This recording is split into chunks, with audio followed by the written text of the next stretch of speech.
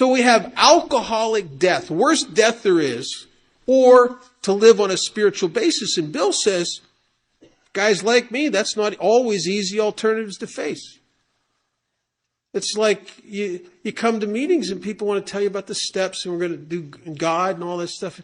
You start thinking, what? How bad could that alcoholic death be anyway, really? I mean, And when my mother died of a terminal illness, lung cancer, and it was a very brutal deal. And I got to talk to a lot of doctors back then about terminal illnesses. And do you know, if you went to a hospice where people who have been pronounced terminal and they're dying of cancer and there's no hope for them through human means, and you were to say to them, we got a deal here that if you'll just change your lifestyle a little bit and do a few things, there's over 4 million of us that were terminal, that don't have to die of this disease. I'm telling you, they beg you to tell them what to do, and they do it.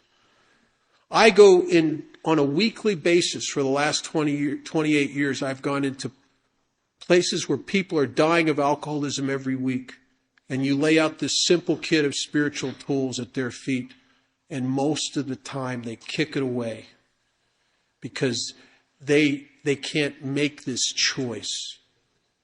And it's ludicrous, but it's true. There's something about alcoholism that it's almost as if, I imagine sometimes like it has a life of its own, and it wants you dead. That's why there seems to be a resistance in a lot of us that well up in anything that's going to take us closer to God or freer from our disease.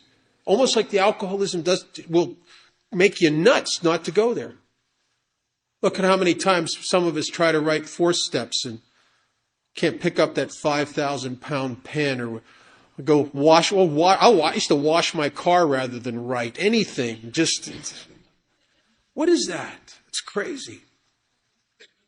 The book says after a while we had to face the fact that we must find a spiritual basis of life or else. And isn't it strange? I just think it's strange that I and a lot of us fight this whole idea of a spiritual experience or a spiritual awakening, and yet, in reality, spend my whole life seeking that. I don't know about you guys. I drank alcohol because it vitalized my spirit. It gave me an awakening. A guy who was locked up in himself, depressed, I can't fit, I ain't doing too good, could walk into a bar or a party and have 5 drinks and get connected. I could come out and play. I could be a part of. I could feel plugged in. It really was a spiritual experience.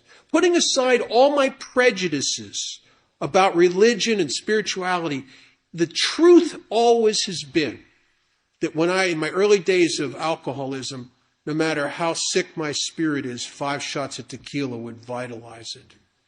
Not at the end, not the last couple years, but for years it did that for me, and especially in the years when the hook is set and the obsession is put into place.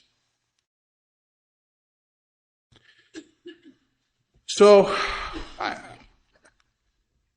got a deal here. I got to come to the table. I don't want to come to the table.